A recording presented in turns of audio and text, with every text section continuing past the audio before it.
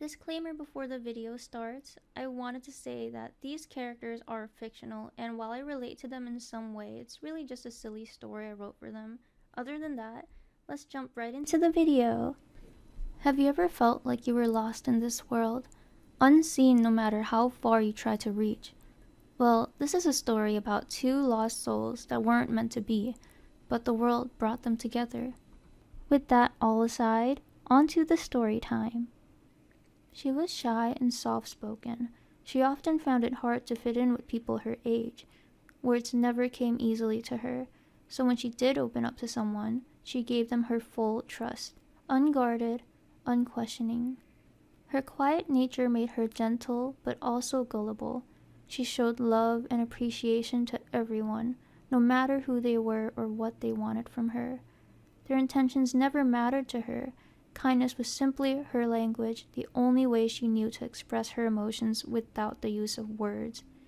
But that kindness came at a cost. Time after time, people she called her friends deceived her, taking advantage of her giving heart until she had nothing left. She would throw away everything she loved, her dreams, her passions, just to make them happy, until one day she realized she had given so much of herself that there was nothing left to give. She had longed to vanish, to disappear from the pain that these people have caused her. Then one quiet summer night, fate intervened. As Palmy wandered aimlessly beneath the glow of the moon, a cat appeared, a sleek and mysterious creature, its fur dark as shadow and its eyes swirling blue. Without a sound, it turned and began to walk away, glancing back at her as if it was asking her to follow it, and curiously, she did. The cat led her to a bridge that arched over the city lights. There, by the worn stone railing, sat a boy about her age, slumped against the wall as if he was asleep. He wore a black suit and a fox mask. You could see the grin from the mask from a mile away, and the bright red eyes. Could he be cosplaying? She wondered, stepping closer, but then her heart skipped. He wasn't breathing. Panicking, she rushed over him to shake his shoulder. "Hey, are you okay? Wake up." The boy stirred up suddenly, gasping as though he was just pulled out of a deep dream. Before her eyes were a pair of fox ears coming through his hair, and tail unfurled behind him as if it was magical. Is he a fox, but also not a fox? What's even happening right now? She asked herself.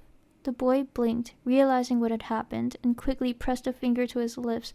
"Shh, keep it down," he hissed, glancing around. "A fox spirit?" He nodded. "And what about you? Why are you wandering around here at midnight? Shouldn't you be asleep like the rest of your kind?" She hesitated, then looked toward the glowing city skyline. "I just needed a break from the world," she whispered. "And from here, the city lights, they look like flashing stars." He is amazed by her response, but also a little confused. "You know, there are many more stars you haven't seen yet," he says. "Some might even be right in front of you." She turned to him confused too, but then their eyes met and he quickly looked away, pretending to study the city lights. Palmy laughed softly. She hasn't had a laugh like that since she was a child. What was this guy even saying?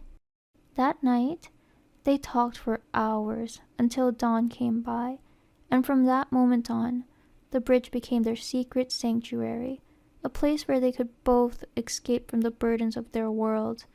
Every night Palmy returned, and every night the fox spirit was waiting, until one day she stopped appearing. The boy waited beneath the bridge for hours, then nights, then weeks, but she never appeared again. Panic began to claw his chest, remembering her stories about her cruel workplace. He finally set out into the city to find her. He found her body outside of a small cafe. Her body was bruised and blood was all over it, as she was barely breathing. He was enraged, but he knew better. He knew that if he tried to get vengeance on the people who did this, it would only take away time from saving her. He quickly grabbed her and lifted her up. He placed her down on a soft patch of grass next to a shrine near the river.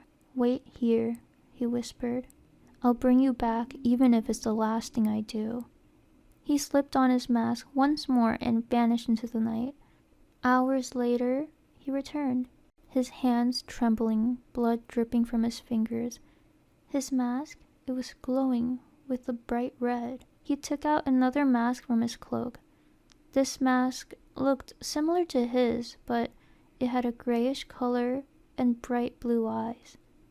Then he lowered her body into the water until only her face remained above. As the moonlight touched her, her wounds began to close, glowing blue light weaving her back together. Slowly, her eyes opened again. This time, her eyes were bright blue with swirls inside of them instead of pupils. He whispered to her, "Welcome back, my dear friend." She blinked up at him, confused but alive. She was reborn beneath the stars she had once gazed upon every night. "What happened to me?" she asked. "You don't need to worry about that right now," he says. "Let's go find something to do. I heard that the night market is up tonight, and I heard they have a lot of coffee."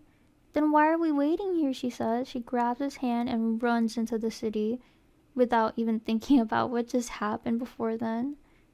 They both end the night with some warm, delicious coffee. And that's it for this episode. Thank you for watching, and leave a comment if you would like more of this type of videos. I had so much fun writing this and recording. I had some technical problems, while I was drawing the background. If you notice, it just randomly jumped because my OBS crashed. But anyway, I hope to find more time and manage my work time better to make more YouTube content, so stay tuned for that.